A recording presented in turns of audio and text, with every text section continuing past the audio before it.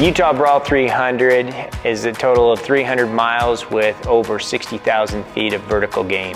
I think it was a combination of Ben and I that came up with the name, and it stands for the Bear River and Wasatch Link Up, because the Bear 100 is in the Bear River mountain range, and then the Wasatch 100's obviously in the Wasatch mountain range. We added some mileage here and there just to get it closer to that 300 mark, to round it off, to make it just have that 300 feel. Just kind of the perfect time to throw in a big project, and obviously Ben Light is pretty well known for putting big projects together, so as soon as he was on board, we picked a date shortly after we actually had the route created. I just think it just makes it more epic, makes it more fun. No one wants to be on a flat road. I've always connected a big adventure with a cause. I had this really strong desire, if we could help an individual. Austin was hit by a car while training for an Ironman and paralyzed from the waist down. I said, I wonder if me and Mike running the BRAWL 300, we could actually raise money and awareness for Austin in order for him to purchase his racing wheelchair.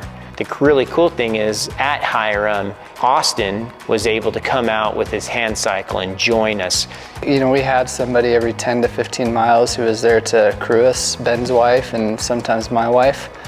As our bodies wore down, as our minds wore down with the sleep deprivation, with being hungry, being fatigued, definitely the trails within the Wasatch 100 became more and more brutal, more rocky, more irritable. Trying to figure it all out. Don't even know what's going on. I don't know how good a footage this is, man. I just personally took it as one section at a time, and as soon as we left, it was like, okay, we just have another 10 miles to get some food again and possibly take a nap or redo some bandages on our feet. It was obvious that the quad's just going to continue to cramp extremely, and the downhills were extremely painful. So with roughly 18 miles left of the 300-mile course, I had to go down to more of a walk and a hobble when going downhill, but I wasn't planning on quitting.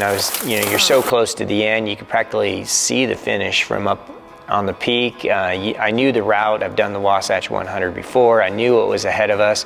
Anytime that the grade allowed me to go to a jog, I would, and it added an extra about 5 hours to our finish. Mike, as awesome as he was, he pulled back his pace and waited for me, and I gave him the option to just go ahead and run and wait for me at the end, but he's like, we spent 280 miles together, might as well finish together, and we walked it in together. We've already done 3.5, 4 days together. It'd be silly for me just to go finish by myself and not finish with Ben. I've ran a lot with Ben, and you know, I've seen him in pain before, but that was probably the worst I've seen him in pain, so obviously he was going to finish at that point, but I knew that sticking with him would have made it a little bit more enjoyable, a little bit less hard, so I made up my mind I wanted to finish with him and wanted to help him out as much as I could.